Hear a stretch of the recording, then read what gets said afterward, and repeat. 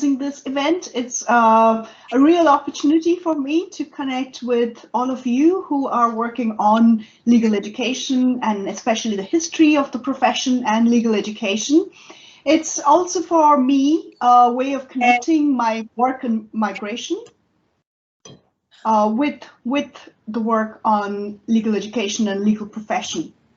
So I'm looking at the period 1850 to 1950, and there's a reason that I've given it this title full of birds in it, and it will slowly become clear as I go through the history of this period. I'm looking both at England in this period for the relevant reasons of why people were coming here, and also looking at what was happening in the Indian subcontinent at that time, which led to people making this journey, often very perilous journey at that time, to come here to take part in legal education here. So I was starting to say that this project actually brings together my interest in migration and also in understanding the legal profession. And one of the main questions that I have in this is, why would people come to England for legal education at a time when the journey was really perilous for people? And in fact, it wasn't just about the dangers of a long sea journey. It was also about not being able to, to have this taboo of crossing oceans, which was often religious, caste-related, and people would have to do penance if they made these kind of journeys, and also become social outcasts in some instances. So what was then driving them to do these and to come to England for legal education? So I look both at the English part of it and the changes that were happening here that was drawing people from the subcontinent, as well as what was happening in the subcontinent, which was sending them over for this education. So that's kind of, it's a two-part story at least. And the eagle for, legal eagles. So, so the pigeon and the eagle are explained. The other two, we have to wait for a bit. There's a story there. So in terms of what's happening in England, very briefly, because I know we have a full-length paper later about this era and the Parliamentary Select Committee of 1846 and the Royal Commission of that time. So I will not spend too much time on this. What we see at this time from the records is that it's no longer just the eldest son who is coming to get these kind of training. It has opened up to many more different people.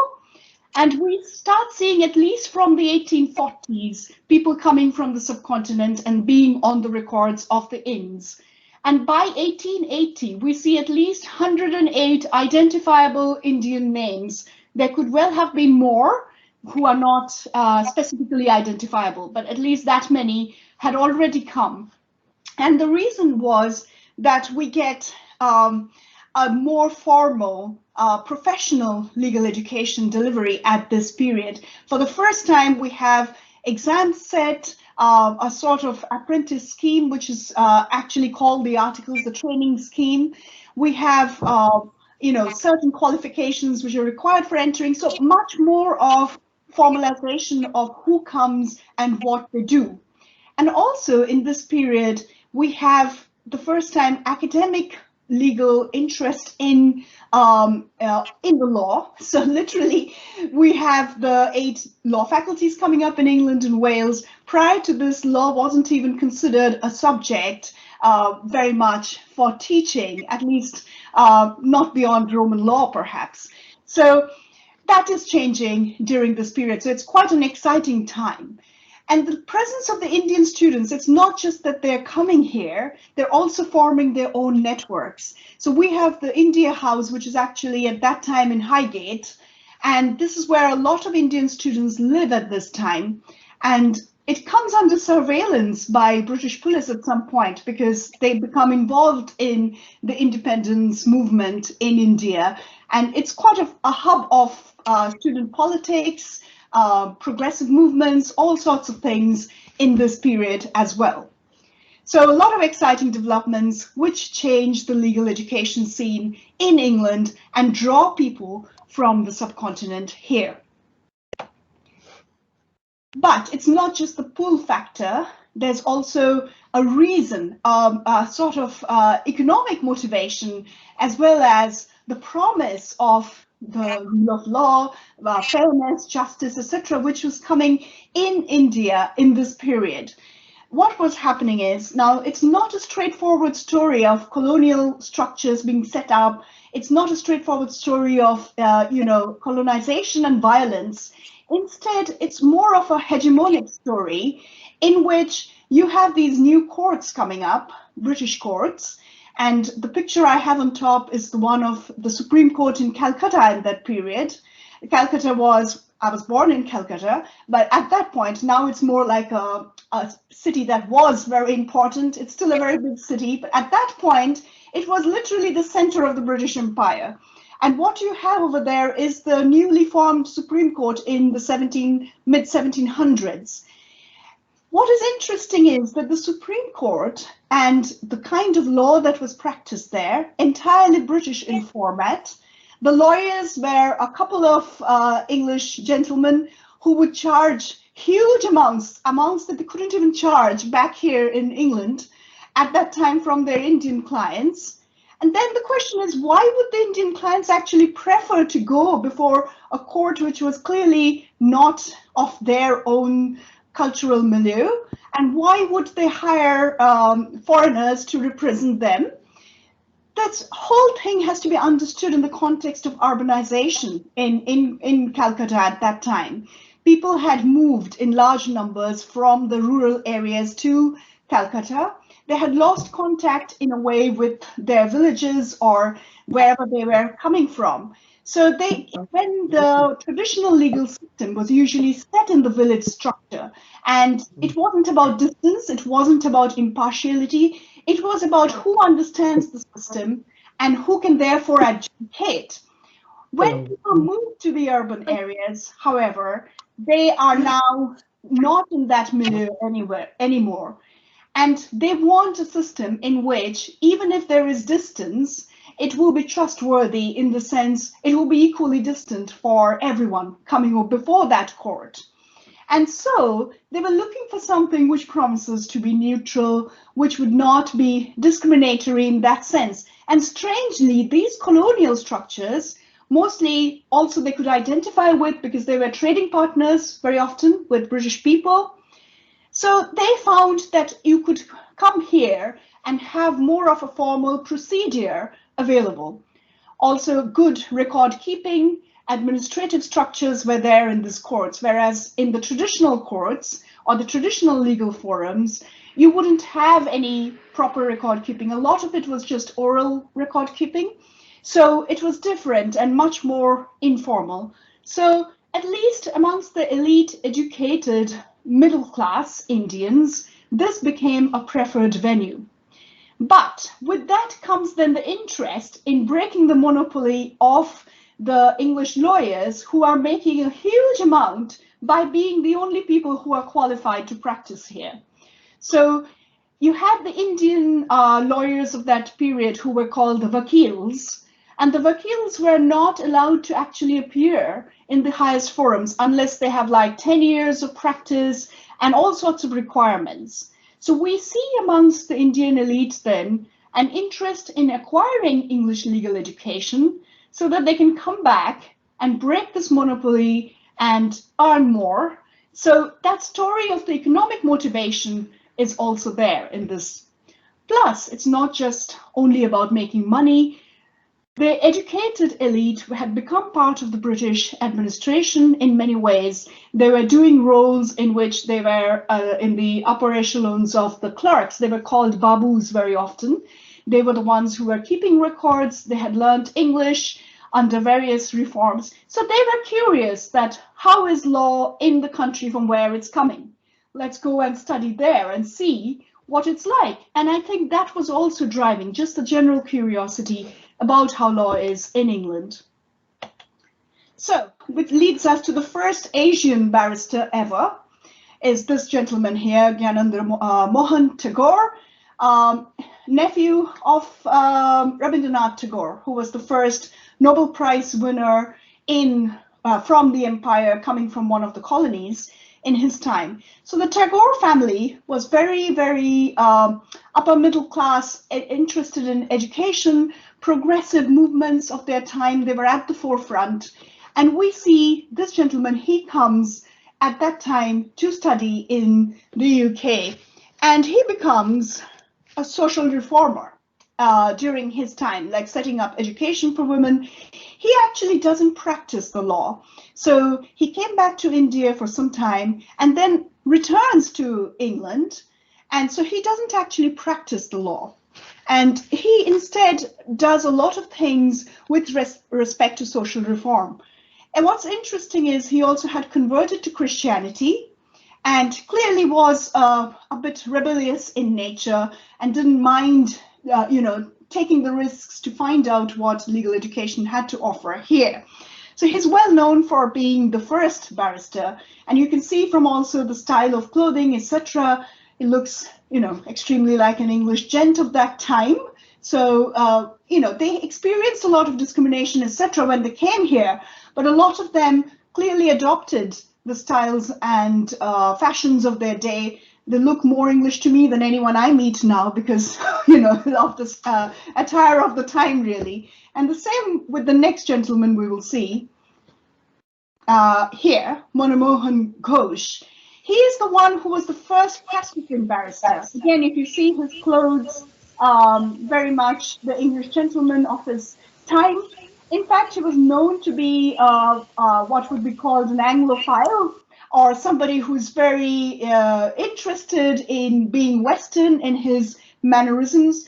He wanted to make sure that his wife had access to English education and put her in a special missionary school to study and pick up English language. He would host, when he returned to India and he was practicing law, he would host a lot of people visiting from Europe in India, and he was known amongst them for being this gentleman Indian, and literally was looking for acceptance in the English social classes as well. So again, very interesting because you get a lot of information about how he was throughout very homesick during his studies in the UK. But there's this duality of it. When he's back there, he presents himself as this, fully integrated English gentleman who's had this education and therefore has the stature. Again, he's involved in a lot of social reform in India, especially connected to education of women, and set up quite a few schools also for women to study, and took on that role. A question that may come is it the English education that does it? How do these people become involved in social welfare? One thing to remember is that a lot of them are connected to progressive movements in India as well. I shall tell you a bit more about Brahmo Samaj and all this in due course. So they're already from a section of society which was looking at social progressive ideas, and then they come back with more tools maybe in this period. This gentleman here, Michael Madhusudan Dutt, he was a barrister. He came over and he studied the law, but he is known to be the most eminent Bengali poet ever. And this is where I'm going to come to the story of the peacock and the crow, because Michael, he converted to Christianity. He was thrown out by his father for doing that.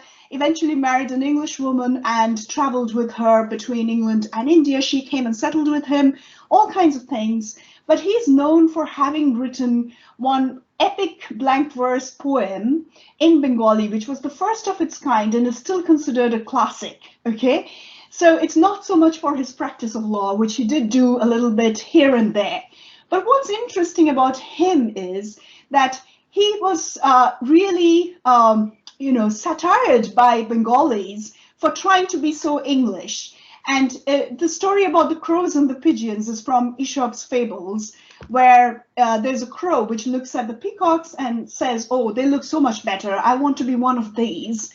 And actually, one day, and the crows laugh at him for it. They say, be who you are. What's your problem? But one day he gets some feathers from the peacocks that had dropped off. So he sticks them into his body, and goes off to impress the peacocks. But the peacocks have nothing to do with him. They know he's not real. So he has to now return back to the crows, and then the crows reject him because he's like, who's this guy with a few feathers, right? So there's a story here about the duality of identity and how if you think that one is superior to the other, you might land up with nothing. And interestingly, this was something that was often told to Michael. And Lord Bethune, who was, the predominantly the person who set up English education in India, looked at his work and he said, he told a friend of Michael, tell Michael to write in Bengali because nobody in England is going to care about his English poetry, which must have been a very sad moment for Michael. But when he wrote his epic, he became, it's not the story of the crows not taking back their own. He became absolutely famous and is even now really revered in India. So what does it tell us about our story? It wasn't just people coming and practicing the law. It's people who took on other kinds of leading roles in society, but they're very much people who are from a certain strata of society where they want to explore the world and improve themselves in the process. So this is Michael, and I found this amazing picture by an American artist, Paul Bond, and I requested his permission to share it with you, which shows it's actually inspired by the same fable, so it fitted in really well. And here you can see the crow dressed in the peacock's feathers, and much neater than the fable, not just one or two, looking perfect, and a combination. And I think to me, it's not just Michael's story, but it shows the people of that era in Bengal who would identify themselves as Bhadralok. What is Bhadralok? Like gentleman, a person who has got a standard, who's not what, in opposition to the Chotolog. The Chotolog are the lower class, lower caste people who don't have education, and the Bengali Bhadralok would consider themselves at a higher level, much more emancipated people, and therefore very attracted to liberal Western education. Literally, that was what was going on in terms of their behavior. There were also people who had money and could imitate many of the lifestyles they admired in Europe. And it was often very interesting, like they would have these dancing girls, which also the Europeans in India would have, but it was not something traditional in Indian tradition. And so it was a mix of various European Indian styles going on in this society. So this is a satire by another Tagore. You could see that the Tagores were very prominent in Indian society, Gaganendranath Tagore, who was a satirist. And this picture demonstrates to you who is the Bengali Babu, or the Bhadralok. He's the guy who starts reading in the first potted plant, reads more. That's academic light coming from the top. And then you see the last one that's under a magnifying glass. This is the fully, he's become now the Babu. And you can see he's got a cigarette, he's got half of a coat and half an Indian dress, weird hairstyle, weird ears. Anyway, so that's it, a kind of mix and almost nothing very clear where they're from. And this was a satire, and it was quite common in that time to get these types of satirical comments about the Bengali Bhadralok or Babu in various, you could see it in the Punch, you could see it in all sorts of Western publications as well. So there's kind of laughing, like mocking at the community around and this type of attraction for Britishness amongst this category. So leaving aside the Bengali middle class then, that's not just the only kind of cultural aspect. We have all these various almost minority community groupings which are interested in social reform at this time. So one of these is the Brahmo Samaj, which was looking at reforming Hinduism from many of the, many of the problems of the time. So young widows would be, outcast from society, or they wouldn't be taken care of. And there were other various caste system and its evils, all that. So Brahmins didn't believe in all that. They were, again, part of the same intellectual group who were coming to England. So the Tagore family, one of the prominent ones in that, with all other eminent people as well. Then there was the Theosophical Society, and the Theosophical Society was also a reform movement which inspired many people to take up reform. It is much more controversial in a way than the Brahmo Samaj, but it had a philosophy of universal brotherhood or sisterhood, which inspired people. And there were the Parsis. Now, I'll tell you a lot more about the Parsis today, but amongst the first set of lawyers who came, many of the eminent women were from the Parsi community. And they are an ethnic as well as linguistic minority in India who still have very prominent roles in the legal profession. And they were, again, amongst those who were much more, should we say, working with the British as well in trade and ahead of their time in terms of education. So we know about Cornelia Rubji. I will talk about her, but a few seconds for this gentleman before, because Mr. Rustamji Jamshedji Jiboy, he set up a scholarship trust, and I think it's like really impressive, of 150,000 rupees. And what he did is he set this up for Indians to come to England for legal education. He was going to spread it out. So he's himself a Parsi gentleman, but he's going to give it to a Parsi, a Hindu, a Portuguese, Mohammedan, and a Hindu from another region, East India. So he's trying to spread it out across the country. And I think that's incredible. It's not about just supporting people from his community. And he was a businessman. He was in opium trade. Again, obviously, a lot of things can be said about that. But here I'm focusing on the philanthropic work he did. And he thought it really important that Indians take the legal education aspect seriously so that they can come back and take over the justice system in the colonial times. And this was sort of his way of encouraging. And a lot of people did take up, and some of them became very eminent later on in the independence movement. So I think he's quite an interesting person to highlight. Of course, the Parsi community has Cornelia Rubji, which is interesting because actually her father converted to Christianity. Her mother was from a Hindu background, but she's pretty much identified by everybody as part of the Parsi community and herself identified with it too. And she's a very interesting, diverse person, the first person who's a woman to get the BCL degree. But her life is a story of the conflicts in that, because there was so much opposition for a woman to do the BCL in Oxford at that time that they didn't want to give her this degree. And she got a third class because one particular professor couldn't imagine giving anything better to a woman. He wanted to fail her, but he just gave her that third class to just, you know, be rid of this, because she had some very powerful allies too. So she had this, like, she positioned herself sometimes as British, sometimes as Indian. But when she came back to India to practice, she found that it was impossible for her to get a position. In the princely states, they would say, oh, the British do not have women practicing yet, so, you know, you're not allowed to practice, and they won't like it. And in the British, under the British Empire, the states which were being run by the Crown, they would often tell her that we can't support you. Sorry, the locals do not support you. The natives will not like it. So she was unable to kind of find it until she found her niche, which was to support women who were behind the curtain, so-called, to say, people who would had a private interior life and women who were not coming into public space. She became their advocate, like she could meet them. And she had to sell that as her role, as these women were not keen to meet men. She was their legal advisor, so she could move. She would be taken in all these palanquins to inside these big houses where she could advise the women. And that became her role at that time. And it's quite terrifying when you read about all the opposition that she had to meet in order to get that role.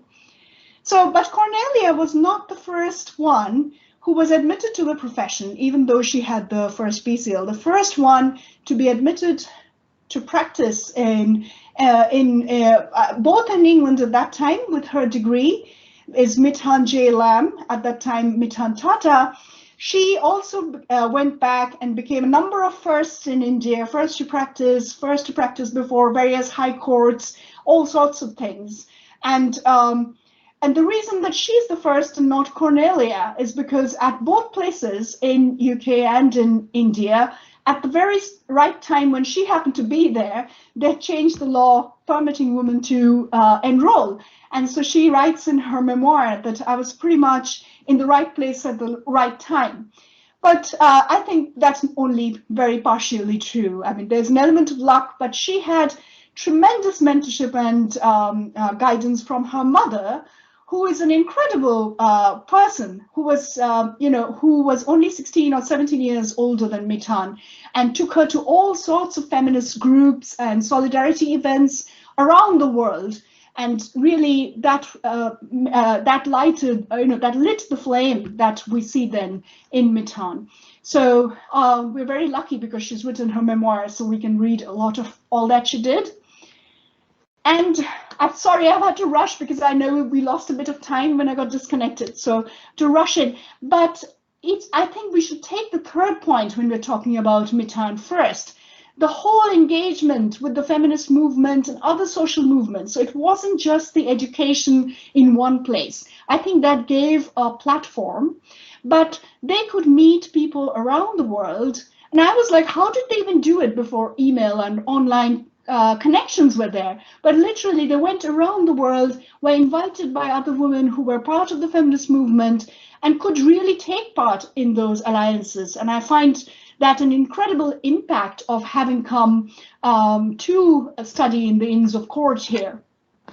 The other thing that we then see is in India emerging a whole professional and class group, the so-called Bhadralok or their counterparts around the country, who then get involved in the freedom movement, in the national independence movement. And why? Because they seem to be very central to the British Empire. Why would they want to go out of it? There is some amount of ambiguity in it. There was a liking for their critical roles in the system, but they were also the ones who really acutely experienced the discrimination of it. They knew they couldn't rise above a certain point. They were always going to be below others, and that became unacceptable as they saw more of the world and learned more. So the whole experience of then not wanting to be in colonial shackles really triggered the independence movement in India through the networks and subgroups which had been set up, right, over this period. But we also have what was called, I've called it legal transplant. There's controversy about whether legal transplant is the correct word for colonial transfer of knowledge and practices, or whether we should just call it something else. But I think we can talk about it as legal transplant, because the British institutions often polarized Indian groups and sided with those from higher castes, because that was what was visible to British administrators. So the whole culture of written works, the whole culture of adjudication in these courts did not quite favor those who didn't have the education or those who didn't have the position in society. And these continue to function today in that manner in India. In some instances, the statutes which are there are still from the 1800s and have been reformed in England, but continue in that shape and form in India. So I think there's a much more complicated legacy of this period than can be just spoken about in, benefits and pros and cons. It's a complicated story, but of a very dynamic and interesting period of history. So there's a lot to learn about what lawyers did, who they were, etc. So I see this as a contribution to both the profession's literature on the role of lawyers, what they do, how they work as in the colonial context as intermediaries as well in colonization, and also a story of migration. Why would people want to come across all this way in a time when it wasn't easy, when there were social strictures against it and there were consequences? So why would they do it? So that's kind of the presentation, and look forward to all the discussion and questions now.